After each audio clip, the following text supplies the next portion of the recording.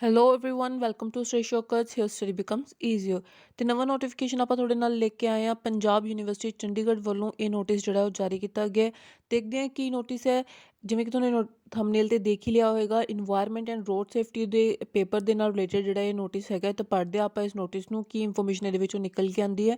ਉਸ ਤੋਂ ਪਹਿਲਾਂ ਜੇ ਤੁਸੀਂ ਮੇਰੇ ਚੈਨਲ ਤੇ ਪਹਿਲੀ ਵਾਰ ਵਿਜ਼ਿਟ ਕੀਤਾ ਤਾਂ ਪਲੀਜ਼ ਇਸ ਨੂੰ ਸਬਸਕ੍ਰਾਈਬ ਕਰ ਲਓ, ਨਾਲ ਹੀ ਬੈਲ ਆਈਕਨ ਨੂੰ ਪ੍ਰੈਸ ਕਰ ਲੈਣਾ, ਜਿਸ ਨਾਲ ਆਉਣ ਵਾਲੀ ਸਾਰੀ ਲੇਟੈਸਟ ਅਪਡੇਟਸ ਤੁਹਾਡੇ ਤੱਕ ਟਾਈਮ ਸਿਰ ਪਹੁੰਚਦੀਆਂ ਰਹਿਣਗੀਆਂ। तो शुरू करते ਆਪਾਂ ਲੈਟਰ ਨੂੰ।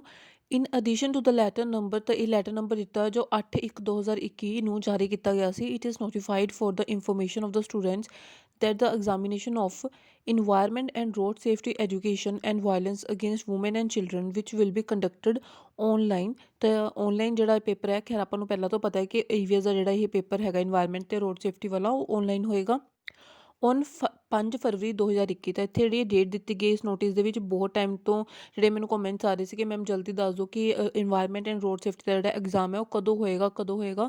ਤਾਂ ਫਾਈਨਲੀ ਪੰਜਾਬ ਯੂਨੀਵਰਸਿਟੀ ਚੰਡੀਗੜ੍ਹ ਨੇ ਉਸਦੀ ਜਿਹੜੀ ਡੇਟ ਹੈ ਉਹ ਅਨਾਊਂਸ ਕਰਤੀ ਹੈ, 5 ਫਰਵਰੀ 2021 ਨੂੰ ਹੋਏਗਾ ਇਨ 2 ਸੈਸ਼ਨਸ। ਤੇ ਤੁਹਾਡੇ 2 ਸੈਸ਼ਨਾਂ ਦੇ ਵਿੱਚ ਇਹ ਹੋਏਗਾ the regular reappear students of intermediate even semesters. ਤਾਂ ਹੁਣ ਦੇਖੋ ਅੱਗੇ ਜਿਹੜਾ ਪੂਰਾ ਪੈਰਾਗ੍ਰਾਫ ਉਹ ਇਸ ਬਾਰੇ ਹੈ ਕਿ ਕਿਹੜੇ ਸਟੂਡੈਂਟਸ ਨੇ ਐਗਜ਼ਾਮ ਜਿਹੜਾ ਦੇਣਾ ਹੈ।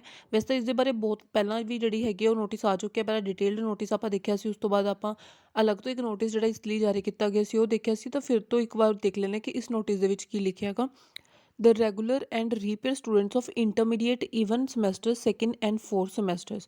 ਤਾਂ ਸੈਕਿੰਡ ਔਰ ਫੋਰਥ ਸਮੈਸਟਰਸ ਦੇ ਜਿਹੜੇ ਰੈਗੂਲਰ ਤੇ ਰੀਪੇਅਰ, ਸਿਰਫ ਰੀਪੇਅਰ ਵਾਲੇ ਨਹੀਂ ਰੈਗੂਲਰ ਵੀ, ਤਾਂ ਦੋਨੋਂ ਤਰ੍ਹਾਂ ਦੇ ਜਿਹੜੇ ਸਟੂਡੈਂਟਸ ਹੈਗੇ ਆ ਉਹ ਇਸ ਪੇਪਰ ਦੇ ਵਿੱਚ ਬੈਠਣਗੇ, ਦੇਣਗੇ।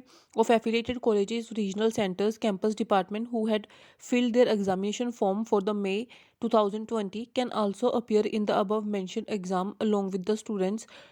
ਤਾਂ ਉਹ ਬੱਚੇ ਤਾਂ ਦੇਣਗੇ ਹੀ, ਨਾਲ ਹੋਰ ਕਿਹੜੇ ਬੱਚੇ ਦੇਣਗੇ। The students who missed this exam on 30th March 2020 due to nationwide lockdown, students who could not clear their degree as they are to qualify this exam and the, ਦੇਖੋ ਕਿਹੜੇ ਫਿਲਹਾਲ ਇਹਨੇ 2 ਦੀ ਗੱਲ ਕੀਤੀ ਹੈ ਇੱਥੇ, ਰੈਗੂਲਰ ਵਾਲੇ ਬੱਚੇ ਤੇ ਰੀਪੇਅਰ ਵਾਲੇ ਬੱਚੇ ਜਿਨ੍ਹਾਂ ਇੰਟਰਮੀਡੀਏਟ ਈਵਨ ਸਮੈਸਟਰਸ ਦੇ ਸੈਕਿੰਡ ਔਰ ਫੋਰਥ ਸਮੈਸਟਰਸ ਦੇ, ਜਿਨ੍ਹਾਂ ਨੇ 30th March 2020 ਨੂੰ ਦੇਣਾ ਸੀਗਾ ਪੇਪਰ, ਲੇਕਿਨ ਲੋਕਡਾਊਨ ਦੀ ਵਜ੍ਹਾ ਨਾਲ ਉਹ ਪੇਪਰ ਨਹੀਂ ਦੇ ਸਕੇ।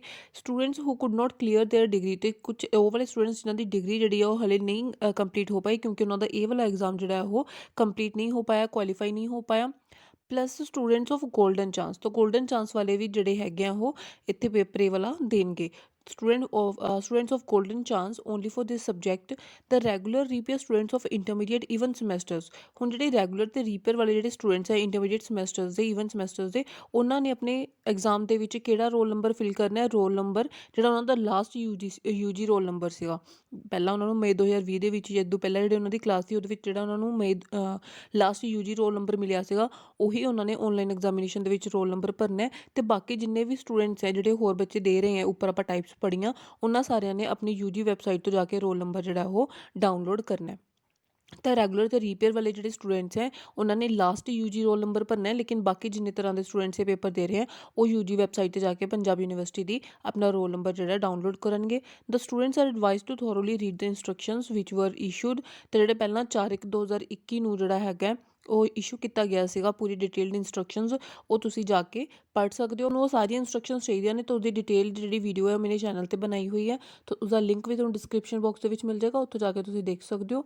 ਤੇ ਇਹ ਹੈਗੇ ਨੋਟਿਸ ਜਿਹੜੀ ਹੈ environment road safety education and violence against woman and children, ਜਿਹੜਾ ਕਿ ਆਨਲਾਈਨ ਪੇਪਰ ਹੋ ਰਿਹਾ ਹੈ 5 ਫਰਵਰੀ ਨੂੰ ਹੋਏਗਾ। ਇਸ ਵਿੱਚ ਡੇਟ ਜਿਹੜੀ ਅਨਾਊਂਸ ਕੀਤੀ ਗਈ ਹੈ, 2 ਸੈਸ਼ਨ ਦੇ ਵਿੱਚ ਹੋਏਗਾ।